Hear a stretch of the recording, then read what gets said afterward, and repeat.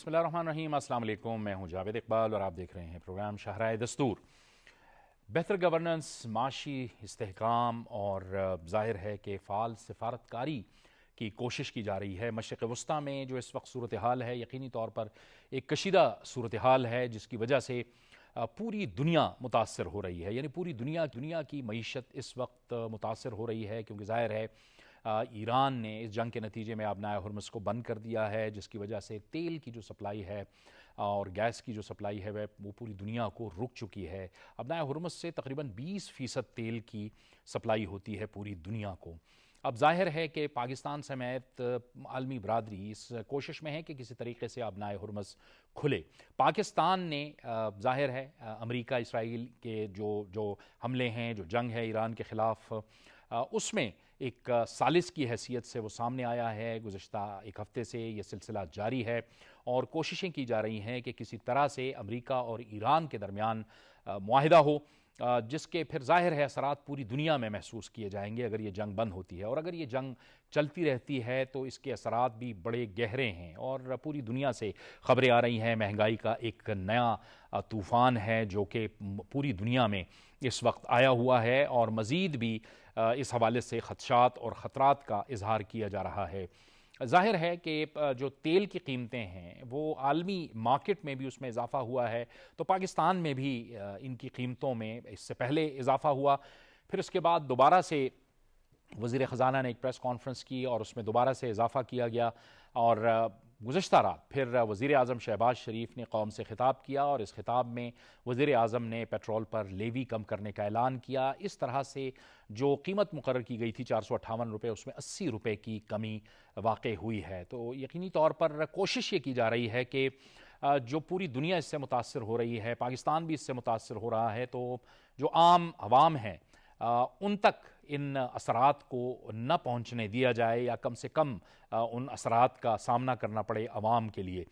ظاہر ہے کہ پوری دنیا میں اگر قیمتیں بڑھتی ہیں تو پھر پاکستان میں بھی اس کا اثر ہوتا ہے، اور پوری دنیا میں یہی ایک میکینزم ہے کہ تیل کی قیمتوں کا تعین جو ہے وہ بین الاقوامی مارکیٹ کے ذریعے سے ہی کیا جاتا ہے، کیونکہ تیل ظاہر ہے اویلیبل تو ہے۔ اس وقت پاکستان کی جو سفارتکاری ہے وہ بہترین سفارتکاری ہے۔ آبنائے ہرمز سے پاکستان کے جو تیل بردار جہاز ہیں، پاکستانی پرچم بردار جہاز ہیں، وہ پاکستان میں داخل ہو رہے ہیں اور پاکستان آ رہے ہیں، لیکن ظاہر ہے انٹرنیشنل مارکیٹ میں اس کی قیمتیں بڑی ہیں، تو پاکستان کو بھی اسی قیمت میں تیل مل رہا ہے۔ پاکستان کی یہ کوشش ہے، حکومت کی یہ کوشش ہے کہ کم سے کم متاثر ہوں پاکستان کے عوام، تو لہٰذا یہ جو فیصلہ کیا گیا ہے یقینی طور پر یہ ایک اہم فیصلہ ہے، اور اس میں ظاہر ہے کہ اور بھی جو کفایت شعاری کے اقدامات جن کا اعلان کر رکھا ہے حکومت نے، اس میں صوبوں کو بھی انہوں نے اعتماد میں لیا ہے، اور صوبے بھی اس جو کوشش ہے وہ اس میں شریک ہیں۔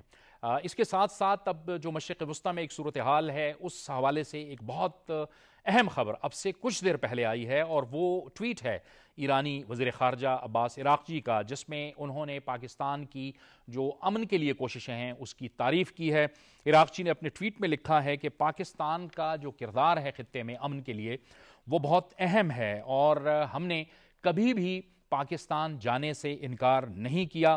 امریکی میڈیا غلط انداز سے ان خبروں کو پیش کر رہا ہے۔ اس کے ساتھ ساتھ ایرانی وزیر خارجہ نے اپنی ٹویٹ میں یہ بھی لکھا ہے کہ ہم دراصل یہ جو غیر قانونی جنگ ہم پر مسلط کی گئی ہے اس کے مستقل خاتمے کے حوالے سے بات کرنا چاہتے ہیں، تاکہ اس حوالے سے کچھ معاملات سامنے آئیں۔ اس کے ساتھ ساتھ اس ٹویٹ کے اندر ایرانی وزیر خارجہ نے تہران کے اندر ہونے والی اس یا ریلی یا ایک جلسہ تھا جس میں پاکستان زندہ باد کے نعرے لگائے گئے تھے، اس ویڈیو کو انہوں نے ٹویٹ کیا ہے، اور اس کے ساتھ نیچے اپنی ٹویٹ میں انہوں نے لکھا ہے پاکستان زندہ باد۔ اس کا جواب دیتے ہوئے پاکستان کے نائب وزیر اعظم اور وزیر خارجہ اسحاق ڈار نے ایران کے وزیر خارجہ کے اس بیان کو انتہائی خوشائند کہا ہے، اور ان کا شکریہ بھی ادا کیا ہے۔ یہ دراصل جو بیان آیا ہے ایرانی وزیر خارجہ کا، اس کا پس منظر یہ ہے کہ امریکی جو میڈیا ہے اس میں یہ خبریں آئی تھی کہ ایران نے پاکستان یعنی اسلام آباد آنے سے انکار کر دیا ہے، لہٰذا کچھ اور بھی وینیوز پہ بات چیت جاری ہے یا بات ہو رہی ہے، تو اس پر ایرانی وزیر خارجہ کا یہ ٹویٹ سامنے آیا ہے۔ تو یہ اہم آج کی ڈیولپمنٹ ہے۔ اس حوالے سے ہم نے اپنے پروگرام میں جو مہمان مدعو کیے ہیں آپ سے کروا دوں۔ ہمیں جوائن کر رہے ہیں تجزیہ کار بابر گورسی آپ کو ہم خوش آمدید کہتے ہیں. معاشی تجزیہ کار ڈاکٹر خالد ولید ہمیں جوائن کر رہے ہیں. ڈاکٹر خالد صاحب آپ کا بھی بہت بہت شکریہ, آپ نے ہمیں جوائن کیا. اس کے ساتھ ساتھ ہمیں جوائن کر رہے ہیں دفاعی تجزیہ کار بریگیڈیئر ریٹائرڈ مسعود احمد خان. بریگیڈیئر مسعود صاحب آپ کو بھی خوش آمدید کہتے ہیں, اور سابق سفیر جناب ڈاکٹر جمیل احمد خان ہمیں جوائن کر رہے ہیں. ڈاکٹر صاحب آپ کا بھی بہت شکریہ, آپ نے ہمیں جوائن کیا. ظاہر ہے ذرا لوکل جو ہماری سیاست ہے یا جو لوکل خبر ہے, بڑی خبر ہے, اس سے آغاز کرتے ہیں. بابر گورسی, گزشتہ رات اہم اعلان ہوا اور عوام نے کچھ ریلیف بھی محسوس کیا. جاوید صاحب بالکل آپ نے ٹھیک بات کی, اور آپ نے اپنے انٹرو میں بتا دیا کہ جو آئل پرائسز ہیں اس کا سارا میکنزم جو ہوتا ہے وہ انٹرنیشنل مارکیٹ پہ ہوتا ہے, اور ڈیمانڈ اور سپلائی کا جب توازن نہیں رہتا تو پھر آپ کو جو ہے پرائسز بڑھانی پڑتی ہے. لیکن آپ نے دیکھا ہے کہ انہوں نے پرائس بڑھا دی, اس کے بعد پرائم منسٹر ان ایکشن آئے اور انہوں نے 80 روپے جو ہے وہ ریلیف دیا. تو یہ بہت بڑا ریلیف ہے. اور اگر آپ پرائم منسٹر محمد شہباز شریف کی اگر پچھلی بھی حکومتوں کو دیکھیں تو انہوں نے بہت سی ایسی چیزیں کی ہیں جس سے عوام کو ریلیف ملا ہے. تو آپ دیکھیں یہ احساس کی بات ہے. دیکھیں جو حکومت ہوتی ہے اس کا ویژن یہ ہوتا ہے, جس طرح پرائم منسٹر کا ہے کہ احساس ہے ہمیں اپنی عوام کا کہ ان کے اوپر برڈن نہ ڈالا جائے. حالانکہ آپ اگر کمپیریزن کر لیں پورے اس ریجن کا جہاں پہ سب سے زیادہ اس وقت مسئلہ ہے, تو تمام جتنے بھی ممالک ہیں ان کی پرائسز جو ہیں وہ ہم سے ہائی ہیں. لیکن اس کے باوجود اب اگر آپ دیکھیں تو اب پرائم منسٹر نے جو ریلیف دیا ہے اس کے بعد آپ نے دیکھا ہے کہ جو مختلف شعبہ عائدات کے لوگ ہیں انہوں نے شکریہ بھی ادا کیا ہے. ڈاکٹر خالد صاحب آپ فرمائیے, ظاہر ہے مشکل وقت ہے اور مشکل فیصلے بہرحال لینے ہوتے ہیں, لیکن کوشش اور ترجیح یہی ہونی چاہیے کہ عام عوام تک بہرحال یہ اثرات زیادہ تر نہ پہنچیں. جی بہت شکریہ. آپ نے مشکل حالات کا کہا, میں کہوں گا مشکل ترین حالات ہیں. ایک سائڈ پہ جنگ ہے, دوسری سائڈ پہ آپ کے پاس آئی ایم ایف کی کنڈیشنلٹیز ہیں, اور آپ نے اس کو بیلنس آؤٹ کرنا ہے. تو یہ چیز جب بھی آپ اکنامک پلاننگ کر رہے ہوتے ہیں آپ کے لیے مشکل ہوتا ہے کہ آپ پولیٹیکل ڈسکریشن لیں یا آپ اکنامک رول جو ہے اس کو فالو کریں. تو میرے خیال سے جو رات کا ڈیسیجن تھا وہ ایک بڑا بیلنس ڈیسیجن تھا, اس سے کچھ نہ کچھ ریلیف جو ہے وہ ملے گا. اور ٹارگیٹڈ سبسڈی کی جو بات کی جا رہی ہے وہ تو شاید جنگ کے حالات میں کو تو چھوڑ دیں, وہ نارمل بھی اگر آپ اس کو بلینکٹ سبسڈیز کو ہٹا کے ٹارگیٹڈ سبسڈی کر دیں تو پاکستان کے فائدے میں ہے.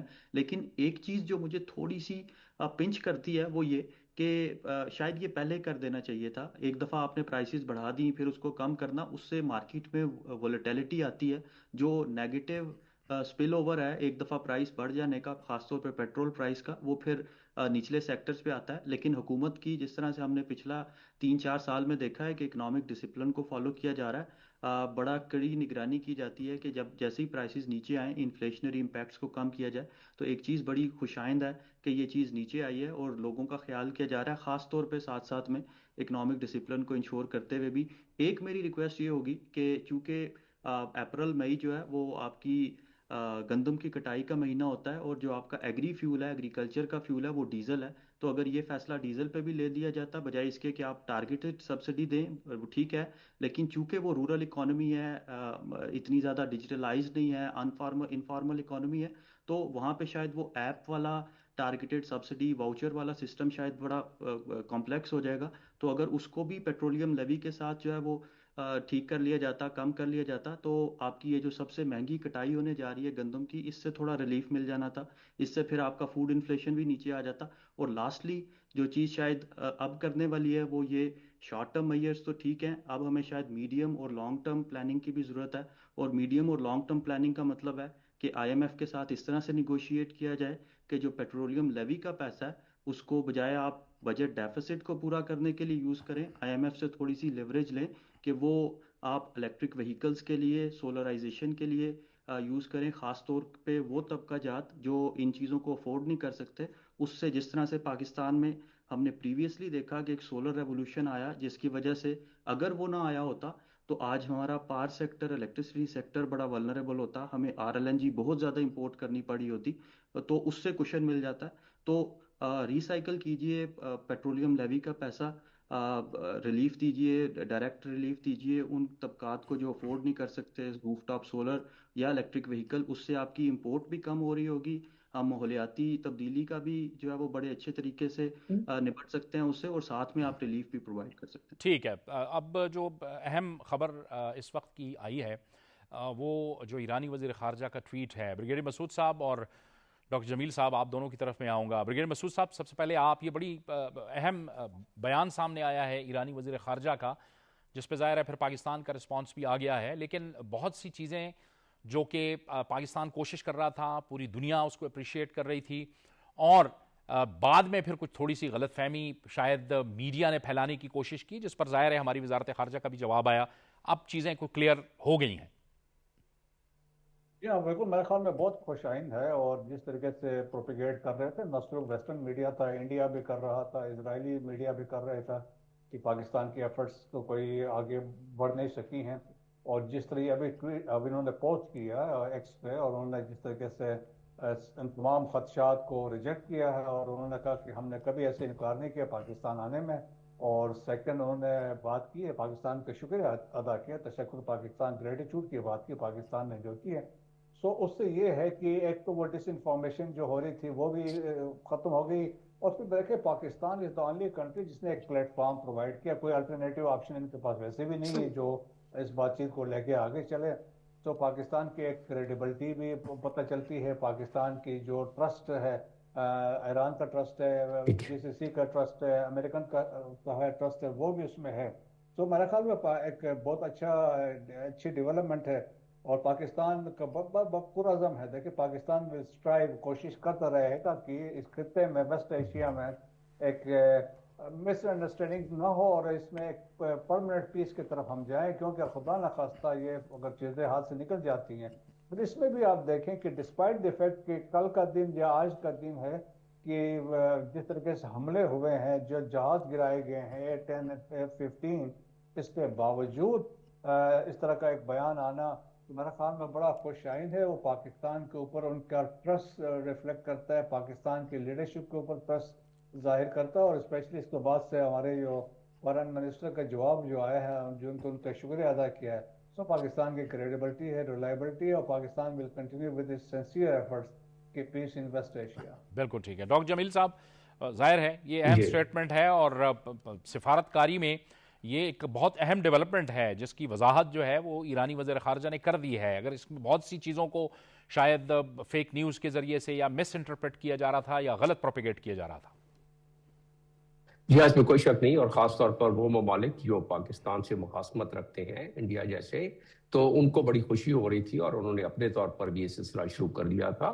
گو کہ ویسٹرن کنٹریز میں بھی کچھ یہ چیزیں گوئیاں ہو رہی تھیں, اور اسی وجہ سے فارن منسٹر ایران کے رابطی صاحب نے سمجھا ہوگا کہ اس کی وضاحت کی جائے, اور انہوں نے سمجھا کیا, انہوں نے اپنے عوام کی ترجمانی کی ہے گورنمنٹ کی پالیسی بتا کے کہ یہ گورنمنٹ کی پالیسی ہے, اور ظاہر ہے گورنمنٹ کی پالیسی میں منہا ہوتی ہے جو بات, وہ عوام کے جذبات ہوتے ہیں, اور عوام کے جذبات ہم نے دیکھ لیے. جو آج سے کوئی 2.5-3 دن پہلے جو جھنڈے پاکستان کے اٹھا کے ایرانی عوام باہر نکلی تھی اور تشکر پاکستان کے اور پاکستان زندہ آباد کے نعرے لگا رہی تھی, اسی کی ترجمانی ہوئی ہے. اس کے ساتھ ساتھ دیکھیں اس میں احسن بات یہ ہے, اس کی خوبی یہ ہے کہ جتنا ایران, تو خیر ایران سے تو ہماری قدریں مشترک ہیں, ایران سے ہمارا مذہب مشترک ہے, ایران سے ہمارے عقیدے مشترک ہیں, ایران کے ساتھ ہمارا شروع سے ایک اچھا چوڑی دامن کا ساتھ رہا ہے, ہمارے عوام کا چولی دامن کا ساتھ رہا ہے. ایران ہمارے ایک بڑے حصے میں بلوچستان کے برسا برس سے بجلی دے رہا ہے لوگوں کو, لوگوں کا روزگار ادھر سے چل رہا ہے. یہ تمام چیزیں تو, اور پھر ہمارا اس لحاظ سے دیکھیں تو ایران کے ساتھ تو ہماری نہ صرف یہ تمام چیزیں, یہ قدریں, یہ مشترک ہیں, بلکہ ہمارے ساتھ ساتھ ہمارا جو لٹریچر ہے اس میں بھی بہت کام ہے. ابھی آ جاتے ہیں کہ کیا دوسرے ممالک یہ پاکستان کے ساتھ اسی لحاظ سے سوچ رہے ہیں. وہ اپنے انداز میں پاکستان پر بھروسہ جب دکھلایا اگر امریکہ نے کہ بھائی پاکستان کی بات, پاکستان کی میڈیشن کے کمیونیکیشن ریسیو کر رہا ہے, پاکستان کو اپنے مطالبات دے رہا ہے, ایران کو کہنے کے لیے کہہ رہا ہے, پاکستان کو وہ سمجھتا ہے کہ پاکستان نے جو امن کا بیڑا اٹھایا ہے, اس بیڑے کو اٹھانے میں پاکستان پہلی بات تو یہ تجربہ رکھتا ہے. امریکہ کے حوالے سے اگر دیکھا جائے, چین کے حوالے سے, آج چین اور امریکہ اگر ان کے تعلقات سفارتی ہیں تو کس وجہ سے ہیں؟ قطر کی وجہ سے, جو پاکستان نے جو اس وقت اپنی سفارتی محنت کی تھی. اسی طریقے سے جنیوا ایکارڈ جب ہوا سوویت یونین اور افغانستان کے حوالے سے پاکستان اس کی پس پردہ ساری ہمت تھی اور سفارتی محنتیں تھیں، اور پھر دوحہ ایگریمنٹ بھی. تو پاکستان کے ڈی این اے میں یہ ہے. اور مجھے خوشی اس بات کی ہے کہ حکومت وقت نے اس وقت اس لحاظ کو ایسے کمپلیکس اور ایسے کمپلیکیٹڈ موقع پر جس انداز میں کوئی ایک دن تو یہ نہیں ہوا، یہ تو بعد میں منظر عام پر بات آئی ہے کہ پاکستان نے یہ بیڑا اٹھایا ہے. اس سے پہلے بیک چینل ڈپلومیسی چل رہی تھی. آپ نے دیکھا ہوگا کہ ہمارے وزیر اعظم، ہمارے وزیر خارجہ اسحاق ڈار صاحب، وہ کس طریقے سے شٹل ڈپلومیسی کرتے نظر آئے آپ کو. یہ جو سلسلہ جب یہ گرم ہوا 28 فروری کے بعد خاص طور پر، تو اس کے بعد یہ نتیجہ نکلا کہ تمام خلیجی ممالک وہ بھی پاکستان سے کمیونیکیٹ کر رہے ہیں اور ان کو اس معاملے میں دیکھیں. تو یہ تو پاکستان جو اس وقت کر رہا ہے، اس وقت یہ خطہ یا پوری دنیا متحمل نہیں ہو سکتی ہے کہ مزید اس میں خرابی پیدا ہو حالات میں. کیونکہ اسرائیل تو چاہے گا کہ تمام ممالک دستے گربا ہو جائیں، اتنے کمزور ہو جائیں کہ جب چاہے جس پر جس طرح طریقے سے چاہے چڑھائی کر دے. تو اس کا تو ایک ایجنڈا دوسرا ہے. لیکن امریکہ کے لیے مصیبت پڑ گئی ہے. ٹھیک ہے، دنیا کا سب سے بڑا ایک بہت ہی قوی ملک ہے، دنیا کا سب سے بڑا عسکری ملک ہے، دنیا کی سب سے بڑے عسکری بجٹ ان کے پاس ہے 1.5 ٹریلین کا، جو منظور کرانے جا رہے ہیں ڈونلڈ ٹرمپ صاحب. 900 بلین کا کافی عرصے سے چلا رہا ہے.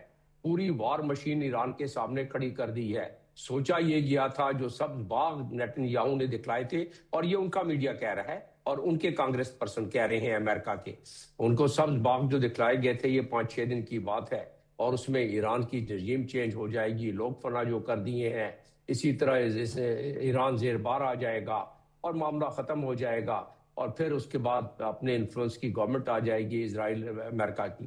ایسا نہیں ہو سکا. ایران ایک بہت بڑا ریزیلینٹ ملک ہے اور اپنی وہ عزت و تکریم و ناموس کو برقرار رکھنا جانتا ہے، کیونکہ 6000 سال پرانی تہذیب ہے. ایرانی بہت پڑھے لکھے لوگ ہیں، بالکل اس میں سائنٹسٹ ہیں، انجینئرز ہیں، 95% ایجوکیشن کا ان کا وہ ہے. تو پاکستان پہ یہ بھروسہ کرنا، آپ کو میں اسی بات کو کنیکٹ کر دیتا ہوں جو آپ نے اس سے پہلے بات کی ہے پیٹرولیم کے بارے میں اور پاکستان کی معیشت کے بارے میں. جب آپ کی جیو پولیٹیکل ساکھ اتنی بڑھ جائے، جب آپ کی قد کاٹھ اتنا بڑھ جائے، جب آپ کی فورن پالیسی کی اڑان اتنی بڑھ جائے، تو اس کے بعد ایک قدرتی امر ہے. بس تھوڑا سا ہمیں یہ دیکھنا پڑے گا.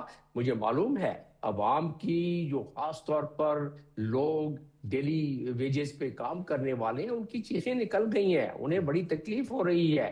حکومت جو کوشش کر رہی ہے اپنی جگہ پر، لیکن حکومت اتنی ہی کوشش کرے گی جتنا خزانے میں پیسہ ہے اس کو ہی ایڈجسٹ کرنا ہے کسی طریقے سے. صبح ان کو اب کوآپریٹ کرنا پڑے گا، کر بھی رہے ہیں، اب کرنا شروع کر دیا ہے، لیکن جلدی کریں، دیر نہ کریں. یہ جو 6 سے 9 بجے والی بات ہے، میں تو کہتا ہوں سورج کی روشنی میں کریں تاکہ آپ کی انرجی بچے اور آپ کا فیول بچے جو آپ تھرمل سے بناتے ہیں اس سے جان چھوٹے. خیر ان تمام چیزوں سے ہٹ کر جب آپ کی اڑان اتنی ہو، قد کاٹ بڑھے، تو پھر دنیا بھروسہ کرتے ہوئے آپ کے پاس آ کے انویسٹمنٹ بھی کرتی ہے، آپ سے تجارت بھی کرنا چاہتی ہے، آپ سے تعلقات بھی بہتر رکھنا چاہتی ہے. تو اس میں تھوڑا سا ٹائم لگ جاتا ہے، اور جس تیزی سے یہ اڑان بھر رہا ہے پاکستان، اس میں میں سمجھتا ہوں اہل وطن کے لیے ایک نوید ہے کہ اہل وطن کو اس کے ثمرات بعد میں ملنا شروع ہو جائیں گے. عراقی صاحب کی جو بات ہے یہ خلیجی ممالک کو بھی سوٹ کرتی ہے، یہی بات امریکہ کو بھی، یہی بات چائنا کو بھی، کیونکہ اس وقت چائنا اور یہ خطہ ان ساروں کا دار و مدار اس جنگ کے رکنے پر ہے. ورنہ جس طرح جے پی مارگن کہہ رہا ہے کہ وسط اپریل کے بعد ذخائر ختم ہو جائیں گے تو پھر کیا بنے گا؟ بالکل صحیح. آپ نے بڑی اہم بات کی، چونکہ اکانومی کی بات کی. تو ڈاکٹر خالد ولید صاحب آپ فرمائیے گا، یہی جو ڈاکٹر جمیل صاحب فرما رہے تھے کہ کتنی ضرورت ہے. اچھا ان سے رابطہ ہمارا منقطع ہو گیا ہے. ظاہر ہے بابر گورسی، جی ڈاکٹر خالد صاحب ہمارے ساتھ ہیں. جی ڈاکٹر خالد صاحب آپ فرمائیے کتنا ضروری ہے صوبوں کا اتفاق رائے فوری طور پر ہو جائے. یہی جو ظاہر ہے جو کاروباری مراکز ہیں، جو تاجر ہیں، یہ سب لوگ ایک نقطے پہ اکتفا کریں، کیونکہ پوری دنیا میں جو سورج کی روشنی ہے اس کو زیادہ سے زیادہ استعمال کیا جاتا ہے. ہمارے ہاں یہ ایک مسئلہ ہے کہ ہم بہت لیٹ کاروبار شروع کرتے ہیں اور پھر بہت دیر تک جاری رکھتے ہیں، کیونکہ جیسے ڈاکٹر صاحب بھی فرما رہے تھے کہ ذخائر ختم ہو رہے ہیں دنیا کے پاس اگر یہ جنگ خدا نخواستہ جاری رہتی ہے مزید 2-3 ہفتے؟ جی بالکل آپ ٹھیک کہہ رہے ہیں. دیکھیے دو ایسپیکٹس ہیں اس میں. آپ کو ایک تو یہ کہ سورج کی بجلی سے الیکٹریسٹی جنریٹ کرنی ہے سولر پینلز کے تھرو، اور دوسرا آپ کو سورج کی بجلی کو یوز کرنا ہے بالکل جس طرح سے آپ نے بتایا کہ اپنے شاپنگ مالز کو، کمرشل ایریاز کو، اپنی جو کمرشل سیکٹرز ہیں ان کو رات کو جلدی بند کر دیں تاکہ آپ کنزرو کر سکیں. اگر آپ اسی چیز کو دیکھیں تو اگر آپ کو اپنے RLNG پلانٹس چلانے پڑتے ہیں، پاکستان میں جو RLNG پلانٹس ہیں وہ پیک لوڈ کو مینیج کرنے کے لیے چلتے ہیں، خاص طور پہ رات کے ٹائم پہ. تو آگے جیسے جیسے الیکٹریسٹی کی کنزمپشن بڑھتی جائے گی تو آپ کو مہنگے پلانٹس چلانے پڑیں گے. تو اس کا سب سے بہترین حل یہی ہے کہ آپ کنزرویشن کی طرف جائیں، اور کنزرویشن کبھی بھی صوبوں کی مرضی کے بغیر یا صوبوں کے اشتراک کے بغیر نہیں ہو سکتی. 18ویں ترمیم کے بعد آلموسٹ کافی سارے سیکٹر جو ہیں وہ صوبوں کے پاس ہیں. تو پھر آپ کو ایک تو فائنانسز چاہیے، آپ کو دوسرا ساتھ میں امپلیمنٹیشن کے لیے بھی پروونسز کی ضرورت ہے. خاص طور پہ جب آپ IMF کے پروگرام کے انڈر ہوں تو جب تک آپ سبھی جو آپ کے ایڈمنسٹریٹو یونٹس ہیں ان سے کنسنسس نہیں لے لیتے، IMF کے پاس آپ ایک کیس لے کے نہیں جا سکتے. اور جیسے جیسے آپ کیس اچھا اسٹرانگ کیس لے کے جائیں گے IMF بھی اس سے ایگری کرے گا، اور آپ پھر یہ جتنی سبسڈیز ہیں، ٹارگیٹڈ سبسڈیز ہیں، فائنینشیل انسٹرومنٹس ہیں، ان کو بہتر طریقے سے جو ہے وہ لے کے آ سکتے ہیں. ایک چیز جو آپ کرنی ہے وہ صوبوں کے تعاون سے اگر آپ جو پروونشل سرپلسز ہیں ان کو یوز کرتے ہوئے آپ بیٹری کی انڈسٹری پاکستان میں لگاتے ہیں، وہ شاید آپ کو اس جنگ کے سینیریو کو ایک اپرچونٹی میں کریٹ کر دے گا. اور پھر آپ اس سبسڈی کو سولر پینلز کے تھرو، آپ اس سبسڈی کو الیکٹرک وہیکلز کے تھرو پروونشل گورنمنٹ بڑے اچھے طریقے سے، بڑے ایفیشینٹ ایکویٹیبل مینر میں جو ہے وہ اس کو بروئے کار لا سکتے ہیں. اور لاسٹلی ہمیں یہ کرنا ہوگا کہ کسی طریقے سے اب لانگ ٹرم کی پلاننگ کی جائے. لانگ ٹرم کی پلاننگ کا مطلب ہے کہ آپ یہ جو شارٹ ٹرم کے فزیکل کوشچنز ہیں اس سے نکل کے آپ میڈیم ٹو لانگ ٹرم کی انڈسٹری ڈیولپ کریں، الیکٹرک وہیکلز کی، بیٹریز کی اور روف ٹاپ سولر کی، تاکہ آپ اس کو انڈیجنائز کر سکیں. تو اگر آپ اس کانفلکٹ کو، اس کرائسس کو اپرچونٹی میں کریٹ کرنا چاہ رہے ہیں تو پھر آپ کو جو ہے وہ اکنامک پلاننگ کی ضرورت ہے. اور اس اکنامک پلاننگ کے لیے آپ کے جتنے بھی ایڈمنسٹریٹو یونٹس ہیں، آپ کے جتنے بھی جو انٹیگریٹڈ پلاننگ ہے وہ چاہیے ہوگی. اور اس کے لیے میرے خیال سے ایک بڑا خوشائند قدم تھا جو ہم نے دیکھا کہ پلاننگ کے لیے پنجاب، سندھ، KP کے، AJ کے اور آپ کی گلگت بلتستان کی جو گورنمنٹس ہیں وہ ساری کی ساری اس میں شامل رہیں، اور اس طرح سے پلاننگ جو ہے وہ آگے چل کے بھی ہونی چاہیے. بالکل ٹھیک ہے. اور بابر یہ جو اب ضرورت ہے ظاہر ہے صوبوں کا مل بیٹھنا، جیسے ہم نے دیکھا کہ آئے، بیٹھے، بات کی، اور ظاہر ہے ہمیں ظاہر ہے گلہ شکوہ تو خیبر پختونخوا کی حکومت سے ہی رہتا ہے، لیکن وہ بھی آئے، بیٹھے، اتفاق رائے اور کنسنسس پیدا ہوا. آپ کو لگتا ہے کہ مزید بھی اگر ایسے فیصلے ہوتے ہیں تو یہ کنسنسس پیدا اسی طرح ہوگا اور یہ کنسنسس جاری رہے گا؟ کیونکہ ظاہر ہے یہ صرف ایک صوبے کا نہیں بلکہ پورے پاکستان کا یہ مسئلہ ہے. جاوید صاحب آپ نے بالکل ٹھیک کی ہے کہ وہ پہلی دفعہ آئے ہیں اور انہوں نے آگے اپنی بات بھی کی ہے اور فیڈرل حکومت نے ان کی بات بھی سنی ہے. جب آپ سینس سے بات کرتے ہیں، لاجک سے بات کرتے ہیں تو پھر چیزیں جو ہیں آگے بڑھتی ہیں. اب جس طرح آپ نے کہا کہ تمام صوبوں کا اب کنسنسس ہو گیا ہے، جو ہائی لیول میٹنگ ہوئی جو پرائم منسٹر نے چیئر کی جس میں فیلڈ مارشل اور دوسرے تمام چیف منسٹرز بھی شامل تھے، ان میں ایک چیز طے پا گئی تھی کہ SOPs کیا ہوں گے، آگے ہم نے صوبوں کو اور مرکز کو ساتھ لے کر کیسے چلنا ہے. جب تک اس جنگ کا جو ہے خاتمہ نہیں ہو جاتا تو ہمارے پاس جو ریزروز پڑے ہیں، ہمارے پاس جو دوسرے ریسورسز ہیں، ان کو ہم نے کیسے یوٹیلائز کرنا ہے. اور دوسری بات یہ ہے کہ صوبوں نے بھی اب جو تمام اتھارٹی ہے وہ پرائم منسٹر آف پاکستان کو دے دیا ہے کہ جو بھی پرائم منسٹر ڈائریکشن دیں گے ہم اس کے مطابق چلیں گے. بریگیڈیئر مسعود صاحب، ہمارے پاس کچھ خبریں بھی آ رہی ہیں، امریکہ کے اندر بھی کچھ ارلی ریٹائرمنٹس بھی ہوئی ہیں، کچھ فیصلے ہوئے ہیں، گراؤنڈ آپریشنز کے حوالے سے بھی کچھ باتیں ہو رہی ہیں، اختلافات ہیں. ظاہر ہے افواج تو آئی ہیں مڈل ایسٹ کے اندر مزید امریکی، لیکن آپ کے خیال میں یہ کیا ایک پریشر کا ایک ٹیکٹک بھی ہوتا ہے کہ مذاکرات بھی کیے جائیں، ساتھ میں ایک پوزیشن بھی لی جائے؟ جی ہاں، دیکھیں لائٹلی وہ کنسپٹ ہے ایسکلیٹ ٹو ڈی ایسکلیٹ، ایک امپریشن دیا جا رہا ہے اور پھر اس کے بعد آپ بلڈ اپ کر رہے ہیں، آپ امپریشن دے رہے ہیں کہ ہمارے پاس جو گراؤنڈ ٹروپس آ رہے ہیں، میرینز آ گئے ہیں، 82nd ایئر بورن ڈویژن کا ایک بریگیڈ آیا ہے، 50,000 آلریڈی وہاں پہ ہیں. اور پھر آپ نے اپنے انٹینشن بھی شو کیا، آپ نے کہا ہم خرق آئلینڈ پہ بھی جا سکتے ہیں، کوئی ڈسپیوٹڈ آئلینڈ پہ بھی جا سکتے ہیں، اسٹریٹ آف ہارمز کے سائٹس پہ بھی جا سکتے ہیں. या यूरेनियम के जो इनरिच यूरेनियम है 2 साइट जहाँ पे बरीड है वहां से उनको भी ले सकते हैं, रेड भी कर सकते हैं। लेकिन इसका बहुत हैवी कॉस्ट है। आई डोंट नो कि अभी प्रेसिडेंट ट्रंप के जहन में क्या फिर रहा है, और लेकिन ये बहुत मुश्किल है क्योंकि अब प्रेशर उस पर इन पे बड़ा है, क्योंकि देखें जो कोर इश्यूज थे वो तो सेटल नहीं हुए हैं, या मिलिट्री ऑब्जेक्टिव्स भी हासिल नहीं हुए हैं, वॉर पोलिटिकल ऑब्जेक्टिव्स भी हासिल नहीं हुए हैं। आज अमेरिका में ट्रंप के ऊपर बहुत प्रेशर है। अब मैं तो कल भी देख रहा था, लियोन पनेटा और चक हेगल ने भी एक आर्टिकल लिखा है, उन्होंने भी यही किया है कि भाई आपने ना कांग्रेस से पूछा ना अमेरिकन सिटीजन से पूछा, इसराइल की जंग में आप चले गए हैं, आपके पास कोई स्ट्रेटेजी नहीं है, और अब क्या हो। उन्होंने कहा तो आप यू आर फैसिलिटेटिंग रशिया। उन्होंने कहा रशिया से आपने ऑयल का जो एम्बार्गो बैन था वो लिफ्ट किया, देर अर्निंग बिलियंस ऑफ डॉलर्स, और उसके बाद वो उसको पैसा यूक्रेन के अगेंस्ट यूज कर रहे हैं। तो इस तरह की बात है, और मेरे ख्याल में बहुत प्रेशर है। तो अब मेरे 2 कोर इश्यूज हैं। एक तो ये स्ट्रेट ऑफ हॉर्मस, अगर देखें ना, अगर वो चले जाते हैं जिस तरह आपने पहले कई दफा कुछ कहा, स्ट्रेट ऑफ हॉर्मस को उन्होंने कहा हम खुलवाएंगे, फिर कहा नहीं करते हैं, ये खुद खुलवाएं, अब दोबारा बात कर रहे हैं स्ट्रेट ऑफ हॉर्मस की। अगर अभी भी ये स्ट्रेट ऑफ हॉर्मस ओपन किए बगैर चले जाते हैं तो मेरे ख्याल में उसका तो बहुत सीरियस इंप्लीकेशन हो गए। देखिए ईरान इज बेसिकली डिफेक्ट, तो they are no controlling much of the world economy. आप देख लें कि उसका चाहे वो ऑयल है या गैस है, फर्टिलाइजर्स हैं, अभी तो थेलियम की बात हो रही है, और जो सल्फर की बात हो रही है, और हेलियम की बात हो रही है, कि ये चीजें हैं वो यहाँ से आती थी तो वो अभी शॉर्ट पड़ जाएंगी। तो उससे वो जो अमेरिका की जो अपनी एक ग्लोबल स्टैंडिंग थी ना, दैट हैज बीन डेंटेड। या पॉलिटिकल थी, मिलिटरी पॉइंट ऑफ व्यू से थी, डिप्लोमेटिक थी, इकोनॉमिकली थी, वो थी। और अपने प्रेसिडेंट ट्रंप की जो रेटिंग है 35% गिर गई है, और 60% लोगों ने इसको अपोज किया है। सो अब बहुत मुश्किल हालात में है। अब मुझे लगता है अगर ये बातचीत में कोई होती है तो अगर कोई इसका आगे हेडवेट निकलता है तो ठीक है, वरना मुझे लगता है लास्ट ऑप्शन जो है कि वो लिमिटेड जो ऑब्जेक्टिव्स पे जाएंगे, लाइकली खरग आइलैंड पे, वो हमेशा कह रहे हैं क्योंकि that controls the entire economy of revenue हो या economy of Iran, life line है उस पे है। या 3 डिस्प्यूटेड आइलैंड्स है, वो मूसा है, तनब lower, तनब greater, laser and greater है, वहां पे है।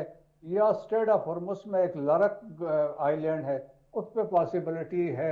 लेकिन इसका कॉस्ट बहुत हैवी होगी, मैसिव कैजुअलिटीज होंगे, क्योंकि ईरानियों ने तैयारी अपनी उस हिसाब से की हुई है, ग्राउंड पर सारे वो बैठे हुए हैं। तो इसके लिए बहुत मैसिव, क्या ट्रम्प ये एक्सेप्ट करने को तैयार हैं, क्योंकि इसके बाद उनका ये वाटर लो भी साबित हो सकता है। बिल्कुल ठीक। डॉक्टर जमील साहब, आप बताइए कि क्या दुनिया ये मज़ीद एस्केलेशन बर्दाश्त कर पाएगी? और फिर दूसरी तरफ हम ये भी देख रहे हैं कि यूरोप और नेटो एक तरफ खड़ा है, हालांकि अमेरिका नेटो का हिस्सा है, लेकिन उनकी एक अलग पोजीशन है और उन्होंने बिल्कुल वाज़ेह कर दिया है कि ये हमारी जंग नहीं है, हम इसका हिस्सा भी नहीं हैं और ना इसका हिस्सा बनेंगे हम। जी हाँ, इसको 2-3 चीजें जल्दी से देख लेते हैं 2-2 सेकंड में। एक तो ये है कि जो हशर किया उन्होंने ग्रीनलैंड के वक्त में नेटो कंट्रीज को, जिस तरह तज़हीक की गई, जिस तरह उनको धमकियां दी गई, जो उन्होंने किया वेनेजुएला में डोनाल्ड ट्रंप ने, और जो अभी हमारे हर दिल अजीज और ब्रदर मुल्क के जो हैं MBS, उनके साथ जो रिमार्क्स उन्होंने दिए, ये तमाम मामलात को अगर देखें तो कोई खुशी का तो इजहार कोई भी नहीं कर रहा है। नेटो जो है वो उन्होंने साथ नहीं दिया, और अब सूरत हाल ये है कि चीखें इसलिए निकलना शुरू हो गई हैं दुनिया की कि रिसेशन उधर शुरू हो गया, महंगाई उधर शुरू हो गई, लोग वहां से सड़कों पे निकल आए। अमेरिका में 90 लाख अफराद जो है वो निकले हैं 4 दिन पहले, 3.5 दिन पहले, और वहाँ नारे लगे हैं जो अमेरिका में बता दिया आपको बिगर मसूद ने कि जिस तरह तनज़ुली हो रही है रेटिंग में, 36 के करीब जो कांग्रेस मैन एंड वुमेन, उन्होंने इज्तनाब करने का कहा है कि हम इलेक्शन नहीं लड़ेंगे, मिड टर्म इलेक्शन। इन तमाम का अहाता कर ले, और फिर F-35 जो है उसको किस तरह गिराया जा रहा है। जो स्कॉट रिटर है, बहुत ही मायानाज किस्म के मरीन के इंटेलिजेंस ऑफिसर हैं अमेरिकन, और वेपन के बहुत बड़े एक्सपर्ट हैं, उन्होंने अपने वीलॉग में बताया है कि F-35 जहाज कई तबाह हुए हैं नवाटिम में, और एक और वहां बेस है जो कि इजराइल में है। تو جو نقصانات ہو رہے ہیں اسرائیل میں دیکھ لیں، علاقے میں دیکھ لیں، اور پھر جو ہمارے برادر ممالک ہیں خلیج میں، ان کو کتنی محنت سے انہیں اپنے ملک کو وہ گلٹرنگ کنٹریز بنایا تھا، وہ 10-10 15-15 سال پیچھے ہٹ گئے ہیں، پیچھے چلے گئے ہیں. تو ان تمام کے مفاد میں کیونکہ یہ بات ہے، اور پاکستان کو محسوس ہوتا ہے کہ یہ اعزاز حاصل ہوگا کہ اس نے کیونکہ یہ بیڑا اٹھایا ہے، اور یہ سارا ہر ایک کے مفاد میں نظر آتا ہے، دنیا کے مفاد میں نظر آتا ہے، خطے کے مفاد میں نظر آتا ہے. لہٰذا اس میں بریک تھرو آگے، جس طرح کہ ڈونلڈ ٹرمپ کہتے ہیں 2 ہفتے میں، ظاہر ہے دنیا کی سب سے بڑی قوت ہے، وہ اپنی طاقت کا مظاہرہ تو کرنے سے باز نہیں آئیں گے، اس لیے کہ انہوں نے اپنی قوم کو بھی بتانا ہے کہ میں پوری وار مشین لے کے گیا ہوں.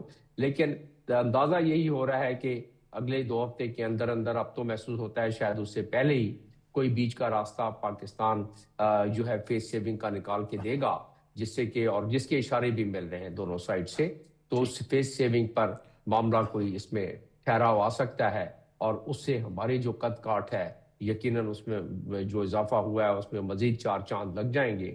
تو اس لحاظ سے میں سمجھتا ہوں کہ پاکستان کے لیے بہت ضروری ہے کہ پاکستان اپنے ساتھیوں کو، اپنے دوسرے برادر ملک ممالک چائنا سمیت، رشیا سمیت، اور جو ہمارے باقی 3 ممالک ہیں ترکی، ایجپٹ، سعودی عربیہ، ان سمیت مل کے اس بیڑے کو جس انداز میں اٹھایا ہوا ہے اور جس طریقے سے محنت کر رہے ہیں، اس کے ثمرات ابھی عنقریب ہمیں نظر آنا شروع ہو جائیں گے. اور میں تو کافی اس سے امید ٹھیک ہے. بریگیڈیئر مسعود صاحب، اس ساری صورتحال سے اور ثالثی سے پوری دنیا کا میڈیا اور عالمی برادری پاکستان کی ثالثی کی کوششوں کو اپریشیٹ کر رہی ہے، سوائے 2 ملکوں کے جن کو تکلیف یقیناً ہوگی. آپ کا میں کمنٹ چاہوں گا اس پہ کہ ایک تو بھارت جو کہ ایک منفی پروپیگنڈا کر رہا ہے، وہ بھارت جس کے ملک سے آتی ہوئی جو نیوی کا جو شپ تھا اس کو تارپیڈو کیا گیا. پھر اس حملے سے ایک دن پہلے بھارتی وزیر اعظم مودی نے اسرائیل کا دورہ کیا. انہی کو یہ تکلیف ہو رہی ہے، اسرائیل کو یہ تکلیف ہو رہی ہے. یہی وہ لوگ ہوں گے ساری کیمپین کے پیچھے جو غلط خبریں فیڈ کر رہے ہیں امریکی میڈیا کو. بالکل. دیکھیں جو تکلیف اس لیے بھی ہو رہی ہے، دیکھیں لاسٹ ایئر جو ہوا مارکے حق کو بنیاد مرسوس نے we have change the history اور ڈائنمکس کو چینج کر دیا ہے ساؤتھ ایشیا میں، جہاں پاکستان ایک سیکیورٹی اسٹیبلائزر کے طور پر ابھر آیا ہے، اور پھر اس کے ساتھ ساتھ ویسٹ ایشیا میں نیٹ سیکیورٹی پرووائڈر بھی ہے. ہمارا geostrategic profile that has risen, دیکھیں ہماری کریڈیبلٹی بڑھ گئی ہے. پاکستان کو دیکھا جائے تو ایسٹ اور ویسٹ کے پاور سینٹرز میں پاکستان کی کریڈیبلٹی ہے. پاکستان نے اپنے سولیڈریٹی شو کی ایران کے ساتھ، but at the same time ہمارے جو ٹرسٹ اور ریلیشن تھے وہ GCC کے ساتھ بھی مینٹین رکھا، اور پھر امریکہ کے ساتھ بھی رکھا. تو دیٹ از کہ ہم جیسے بھی کہتے ہیں ملٹی الائنر ہے، سب کے ساتھ تعلقات رکھیں، لیکن اپنی جو اسٹریٹجک اٹانومی تھی ہم نے وہ رکھا. دیکھیں جو انڈیا ہمیں آئسولیٹ کرنا چاہ رہا تھا خود آئسولیٹ ہوا. دیٹس وائی انڈیا کے اندر سے بڑی ہیو اینڈ کرائی ہے اور لعنت ملامت کیا جا رہی مودی صاحب پہ. اور اگر آپ کو یاد ہو کہ سونیا گاندھی نے ایک آرٹیکل لکھا تھا چند ہفتے پہلے، انہوں نے کہا تھا بھائی ایران کے پیٹ میں چھرا گھونپا ہے آپ لوگوں نے. کہا جس ایران نے آپ کو فیسیلیٹیٹ کیا for so many years, Chabahar بھی دیا، زاہدان میں آپ کو ایمبیسی کونسلیٹ بھی بنا کے دیا اور سب کچھ کیا، لیکن اس کے باوجود جب اینڈ ٹائم آیا تو آپ نے بات کنڈیم تک نہیں کیا، اور آپ نے یہاں تک کر دیا، آپ نے مخبری کر دی وہ جو ان کا وہاں پہ شپ، وہاں سے جو انارمڈ شپ تھا آپ نے وہ بھی کر دیا. سو ایران دیکھیں پھر یہ تو ایک ایسا ہے کہ آپ اس پہ ٹرسٹ نہیں کر سکتے ہیں انڈیا پہ. اور تو میرا خیال میں، اور جس طریقے سے ابھی ہوا ہے، جس طرح ان کو ڈسگریس ہو رہی ہیں، وہ انٹرنیشنل آئسولیشن میں جا رہا ہے. دیٹس وائی کہ دیکھیں ان کی کوشش ہے کہ پاکستان کو ملائن کرنے کے لیے ایک طرف سے فاسٹ فلیگ کی تیاریاں ہو رہی ہیں، لیکن وہ پاکستان کی ایجنسیز نے پری ایمپٹ کر دیا ہے اس کو، اور پھر ہم نے آلریڈی اس کو ایکسپوز کر دیا ہے. But at the same time ان کی کوشش یہی ہے کہ ڈس انفارمیشن پروپیگنڈا کر کے پاکستان کی جو ایفرٹس تھے، انہوں نے کہا کہ وہ کوئی اس میں کوئی خاطر خواہ اس میں امپرومنٹ نہیں ہوئی، اور انہوں نے کہا کہ ایران تو تیار ہی نہیں، تو اس پہ آج جواب آ کے میرے خیال میں ان کے منہ پہ تھپڑ مارا. لیکن انفارچونیٹلی کچھ پاکستانی بھی ایسے تھے جو اس کو برابر اس طریقے سے وہ رپورٹ کر رہے اور اس کو سپورٹ کر رہے تھے بیسیکلی ان کو. تو لیکن میرے خیال میں اس نریٹیو کو تو ان کو بھی شکست ہوئی ہے. تو پاکستان ایمرج کر چکا ہے ایز اے میڈیٹر کے طور پہ، ایک کریڈیبل میڈیٹر کے طور پہ. जिसको वो सबका ट्रस्ट पाकिस्तान के ऊपर है। और पाकिस्तान वैसे देखिए पूरी दुनिया में इस वक्त Pakistan is the only country जो सबको काबिल कबूल है, कोई और प्लेटफॉर्म अवेलेबल नहीं है। उस पर पाकिस्तान है लगा हुआ है सिंसेरिटी के साथ, ताकि मिडिल ईस्ट में, वेस्ट एशिया में एक पीस हो, अमन हो, पूरा अमन मिडिल ईस्ट है हम सबके इंटरेस्ट में।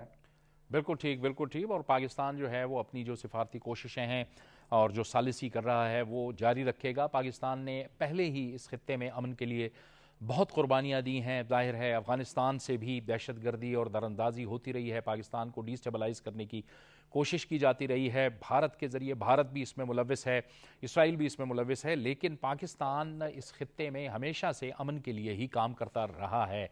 वह ख़त्म हो गया। बहुत बहुत शुक्रिया ब्रिगेडियर रिटायर्ड मसूद अहमद खान साहब आपका, डॉक्टर जमील अहमद खान साहब आपका, बाबर गौरसी साहब आपका भी शुक्र, खालिद वलीद साहब आपका भी बहुत बहुत शुक्रिया। ये था नाज़रीन हमारा आज का प्रोग्राम। जावेद इकबाल को इजाज़त दीजिए। अल्लाह हाफ़िज़।